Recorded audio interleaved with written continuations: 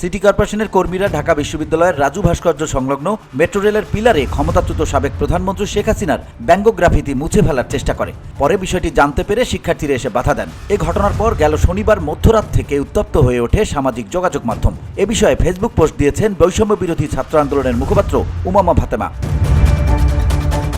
তিনি ফেসবুকে লিখেছেন, প্রক্টরের পদত্যাগ করতে হবে। এনএসআই এর প্রেসক্রিপশন নাকি র এর প্রেসক্রিপশন এসব আমি চিনি না। এ সময় প্রশ্ন রেখে তিনি আরও লিখেছেন, কোন সাহসে হাসিনার গ্রাফিতি মোছে। গেল শনিবার মধ্যরাতে রাজু ভাস্কর্য সংলগ্ন মেট্রো রেলের পিলারে শেখ মুজিব ও হাসিনার ব্যঙ্গাত্মক গ্রাফিতি মুছতে ক্রেন নিয়ে আসে সিটি কর্পোরেশনের কিছু লোক। সে সময় হাসিনার গ্রাফিতির মাথা পর্যন্ত মুছতে পারলেও মুজিবের পুরোটাই মুছে ফেলে তারা। পরে শিক্ষার্থীরা এসে বাধা দিলে তারা এটি বন্ধ করতে বাধ্য হয়। তারা জানান, শেখ হাসিনার গ্রাফিতিটি ছিল মূলত ঘৃণা স্তম্ভ। এটি জুলাই বিপ্লবের স্মৃতি। আমরা এটি দেখে প্রক্টরকে কল করলে প্রক্টর এসে জানান যে তাকে গোয়েন্দা সংস্থা কল করেছেন শেখ মুজিব এবং শেখ হাসিনার ছবি মুছে দেওয়ার জন্য।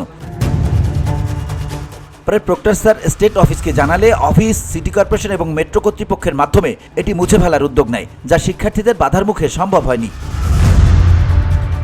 VOD Bangla news desk.